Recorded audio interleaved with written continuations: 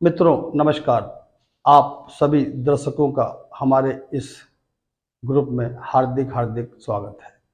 मित्रों, हम जन्म पत्रिका की बात करते हैं तो हम भाव राशि, कौन सा ग्रह उच्च का है या कौन सा ग्रह नीच का है, किसका कितना प्रभाव है, या कभी कभी आपने देखा होगा कि एक ही राशि वालों की आपस में बहुत पड़ती है, लेकिन कभी कभी एक ही राशि वालों की नहीं पड़ती है। तो कभी कभी आपको ऐसा लगता होगा कि शायद ये फार्मूला हमारा सही नहीं है क्या। इन्हीं बातों को जो मित्रों जो विद्वान ज्योतिष होते हैं वो केवल राशि और भाव से तो खैर बताते ही हैं लोगों की पत्रिकाएं, लेकिन उनके दिमाग में उनको नक्षत्रों का बहुत अच्छा ज्ञान होता है। तो अमूमन हमने देखा कि नक्षत्रों के बारे में लोग नाम तो बता देते हैं कि कितने नक्षत्र होते हैं, कितने नक्षत्र नहीं होते, लेकिन बहुत ज़्यादा नक्षत्रों को विस्तार से कोई बताने का प्रयास नहीं करता।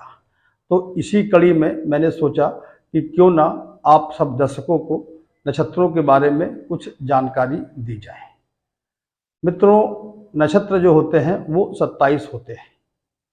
अब आप ये मानिए कि हमारे 12 राशियां होती हैं और 27 नक्षत्र होते हैं, तो हम ये कह सकते हैं कि लगभग 2.25 नक्षत्र एक राशि में रहते हैं। इसका तात्पर्य आपको मैं विस्तार से बताऊंगा।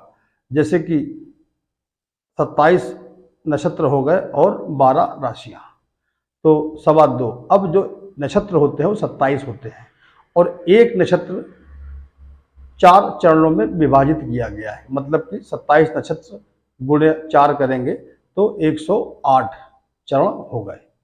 अब जैसे कि हम स्टार्ट करते हैं कि नक्षत्रों के कौन कौन से नाम होते हैं।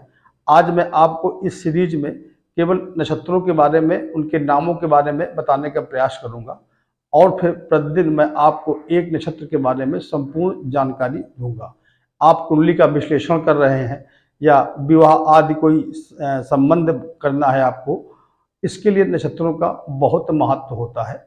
और हम लोग क्या करते हैं, जैसे कि कुछ चीज़ें ऐसी होती हैं कि केवल राशि देख ली और मंगली बता दिया कि मंगली है कि नहीं है। और इसी प्रकार आपने देखा होगा कि अक्सर लोग कुंडली के हिसाब से मंगली नहीं होते हैं। हम भाई मंगल की स्थिति देख लेते हैं, लेकिन कहीं अगर वो नक्षत्र उन भाव में बैठा है तो आप मान लीजिए संपूर्ण नहीं लेकिन 70-80% उस नक्षत्र का उस भाव में, जिस भाव में बैठा होता है, उसका भी पूरा का पूरा प्रभाव रहता है। तो मैंने सोचा कि आपको इसके बारे में जानकारी दी जाए। अब 27 नक्षत्र हैं। सबसे पहले नक्षत्र की बात करते हैं तो पहले नक्षत्र का नाम है अश्वनी नक्षत्र। अब हम दूसरे नक्षत्र की बात करते हैं तो दूसरे नक्षत्र का नाम है भरणी।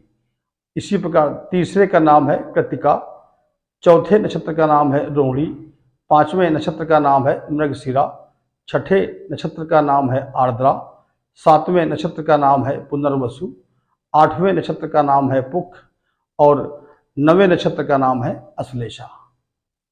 अब आपको मैंने ये 9 नक्षत्र बताए। अब 9 नक्षत्र के बाद फिर हम आगे बढ़ते हैं तो 10वां जो नक्षत्र है वो है मघा नक्षत्र और जो 11वां नक्षत्र है वो है पूर्वा फाल्गुनी। अब 12वां नक्षत्र है वो है उत्तरा फाल्गुनी और जो 13वां नक्षत्र है उसको हम हस्त कहते हैं और 14वें नक्षत्र को चित्रा कहते हैं।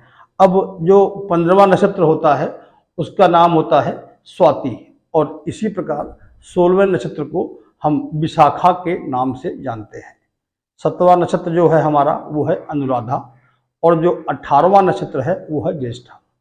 इसी प्रकार हम 19वें नक्षत्र की बात करेंगे तो 19वें नक्षत्र का नाम है मूल और जो 20वां नक्षत्र है उसका नाम है पूर्वाषाढ़ा और इसी प्रकार 21वां नक्षत्र जो है वो बनता है आपका उत्तराषाढ़ा और जो 22वां नक्षत्र है वो है श्रवण नक्षत्र और जो 22वां नक्षत्र है वो है घनिष्ठा, जो 23वां नक्षत्र है वो है घनिष्ठा। इसी प्रकार जो 24वां नक्षत्र है उसका नाम है शतभिषा और जो 25वां नक्षत्र है उसका नाम है पूर्वा भाद्रपद और 26वां नक्षत्र जो है वो है उत्तरा भाद्रपद और जो सबसे अंतिम नक्षत्र है वो है 27वां, उसका नाम है रेवती।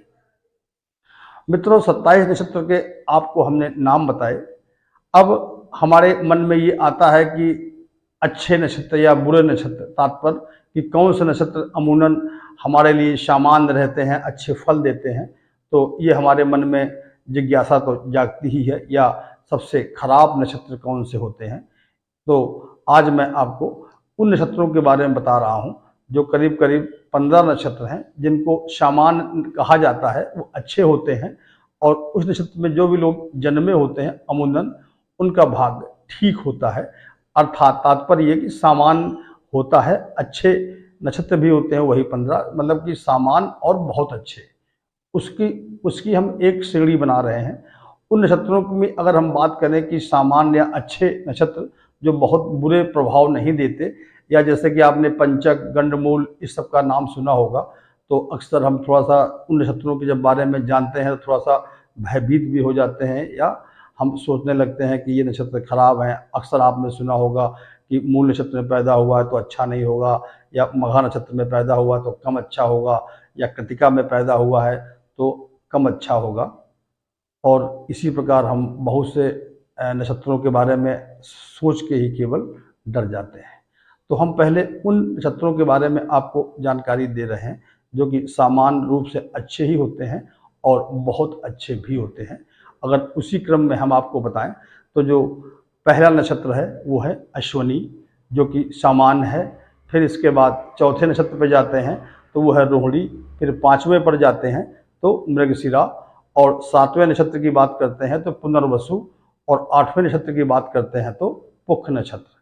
इसी प्रकार 12वां नक्षत्र है उत्तरा फाल्गुनी, 13वां नक्षत्र है हस्त, और 14वां नक्षत्र है चित्रा,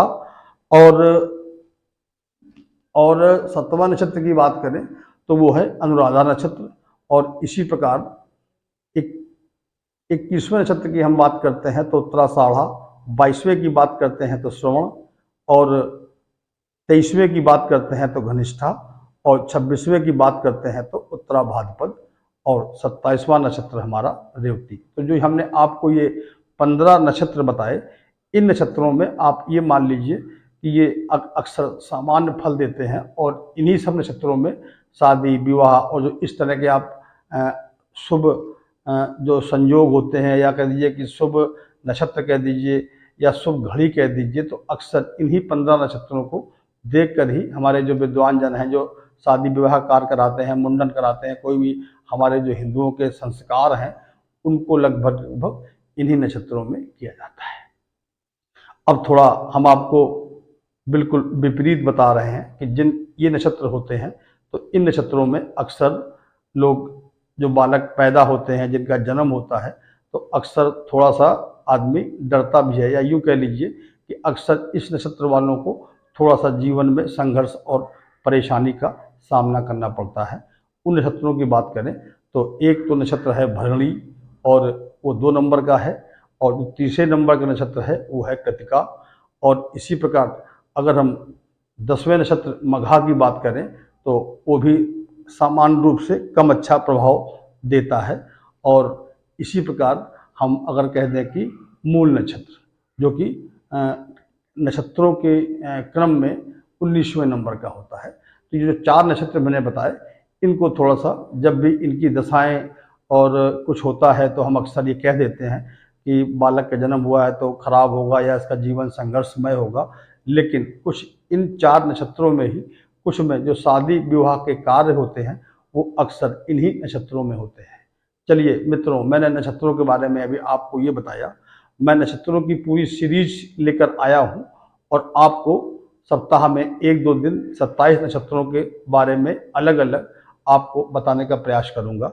आप लोग हमारे इस चैनल को सब्सक्राइब करें, और जो ज्योतिष के जानकार हैं या कुंडली में थोड़ा सा रुचि लेते हैं और उनको नक्षत्रों के बारे में थोड़ा सा ज्ञान कम था, तो वो लोग हमारे इस चैनल को सब्सक्राइब करें और शेयर करें, जिससे कि जो लोग नक्षत्रों की संपूर्ण जानकारी चाहते हैं हमसे, मैं नक्षत्रों के सारे चरणों के बारे में, उनके कौन स्वामी हैं, क्या स्वभाव है, क्या उनका वर्ताव है, कैसे वो लोग होते हैं, दिखने में कैसे होते हैं, कहने का तात्पर्य ये कि एक नक्षत्र के बारे में सब कुछ मैं आपको बताने का प्रयास करूंगा। आप लोग हमारे इस चैनल को सब्सक्राइब करें और अन्य उन लोगों को जो इस पर रुचि लेते हैं या थोड़ा सा समझना चाहते हैं या शिक्षार्थी हैं उनको शेयर भी करें।